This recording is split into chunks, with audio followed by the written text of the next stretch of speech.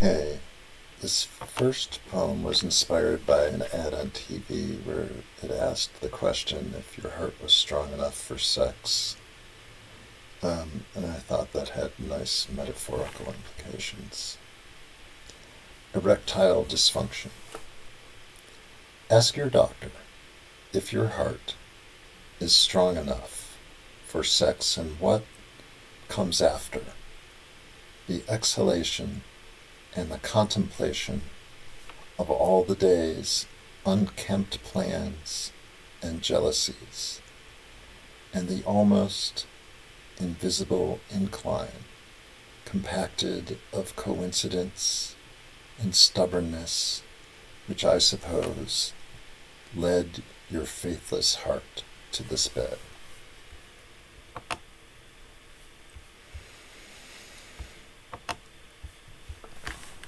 This is a metaphysical sonnet. Radio silence. Rain impinges on the wet concrete, each static stitch puncturing the void, replenishes the swarthy, broad-backed street. The strip of asphalt, like melting celluloid, uncoils from its spool, burns through, a prismatic puddle tinct with gasoline. Dark, torpid bubbles that convect the view of gravity's insatiable trampoline. All garbled, spun on an inhuman lathe, the strands of rotund logic sputter. All emptied of all sound, concave, bare treaded wheels of the fray and flutter. Passing cars like sirens whisper, why, why? The slicing of a knife across the throat of sky.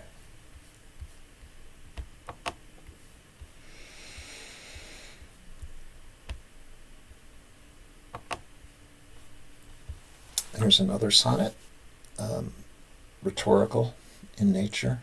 I would say rhetorica arbore could be just translated as the logic of trees.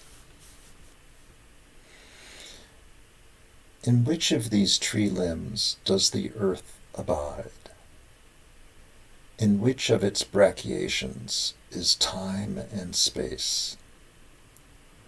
What does this tree desire as it shakes the dew off its leaves, inspired by a morning breeze, a chill current through the tepid swell of the waking ground? The rain of droplets through the branches, not like a summer shower, but like a radiant crown of jewels tossed into the air into which they disappear. Yearning for what stature makes the tree stand still? What mutual understanding compasses the rest? Lays shadow upon shadow, measuring out a spangled nest of mere complexity.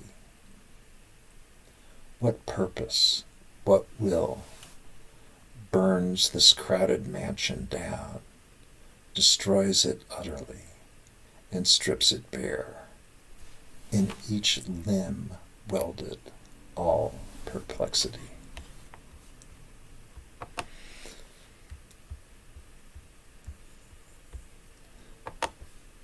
This poem was inspired by the release of the photographs of the torture from Abu Ghraib, ad extirpanda, which means worthy to be exterminated. The machine invisible, routine procedure to y'all. Frames in 3.2 megapixels, some good clean fun. Just some nice young people blowing off steam.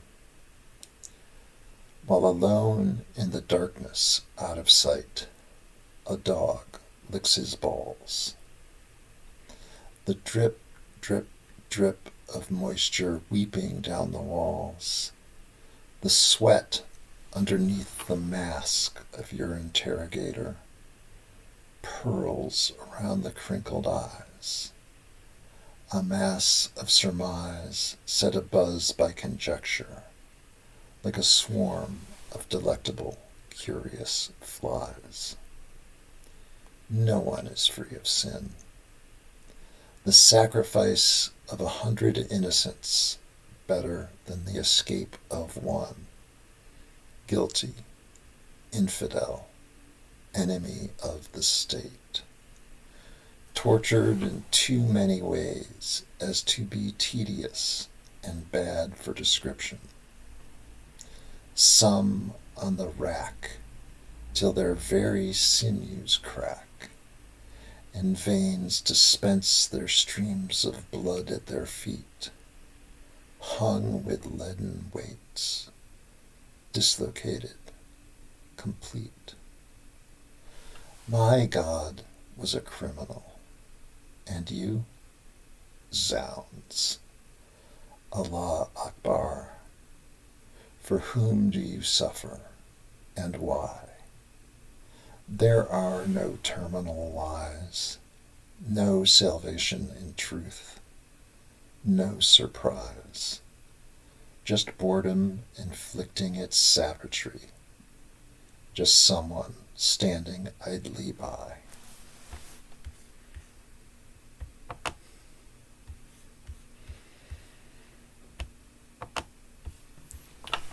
Airiness. Only a humming holds us aloft. Tomorrow the smell of rooms hurriedly cleaned will press us between its leaves. You and I under the sheets awaiting.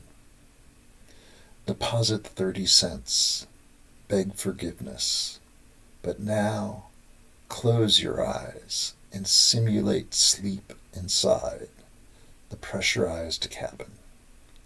Flung. The ghost of your father clamps his shaggy, wretched fingers on your neck, over the tops of the clouds like a raiment, like bubbles on the side of a glass in the porthole. What doesn't last but doesn't cease crawling upwards.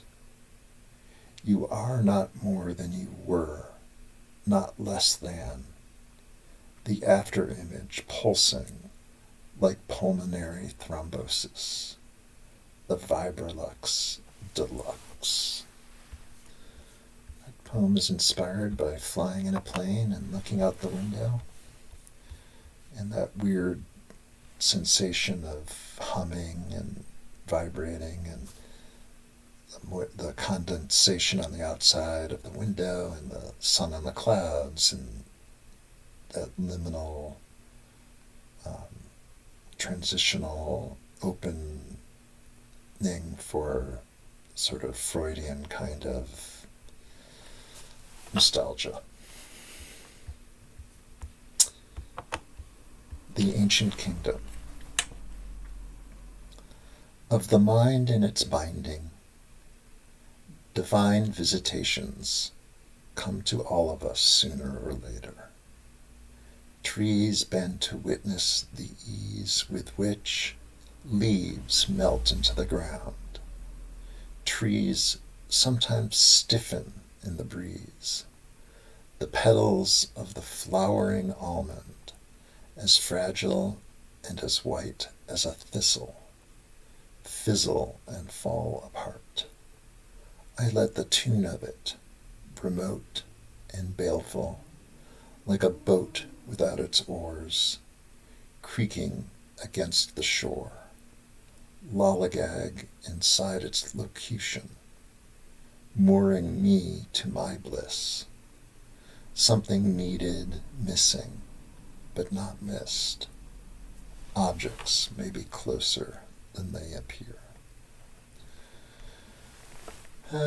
This poem is composed of uh, two main images from memory. One of a stone bench we had in our backyard that was surrounded by 4 pines, and the other, an almond tree at that time in the year when it's losing all its leaves, like a thistle blown in the breeze.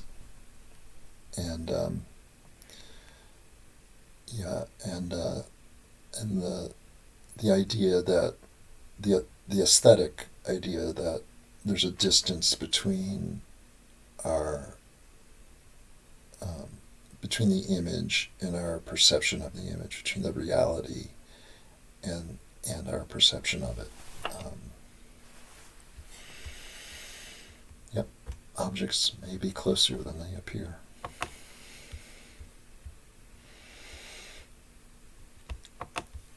Mystification.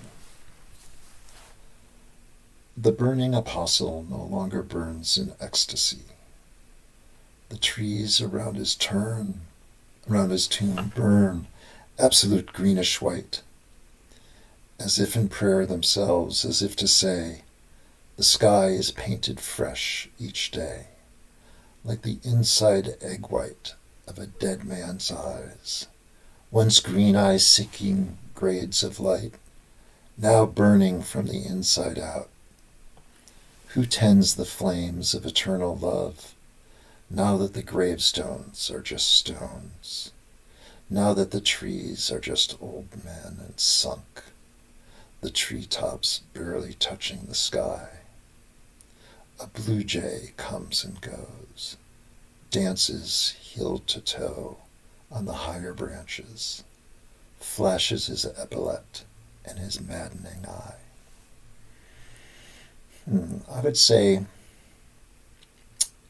this poem is kind of somewhat inspired by Cézanne and Yeats, Sailing to Byzantium, maybe a little bit, or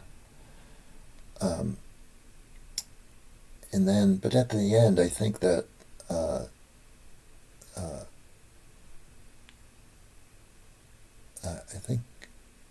Wallace Stevens jumps in and has something to say. Anyway, yep. This is the last of this group I will read. It's about ionized matter at the outer reaches of space. It's called Gold Sunflowers. The darkness is not what it seems. Before, a track across the sky absorbed the ancient light. Now, a vibrating string defines the parentheses. Cold dust and mercury shivering at absolute zero creates a curtain which mirrors the invisible in the low spectrum night. The color of gold sunflowers, almost green, sickly green like a poison or a jaundiced intestine, or a pool tinct with the gasoline, reflecting swinging lights, yellow and green after a downpour rain, or a path plain to see in the clear sky, the road by which the gods, if gods they be, meander toward the palace of their misery. Obviously borrowing an image from an earlier poem in the series. It's a good image, worth repeating.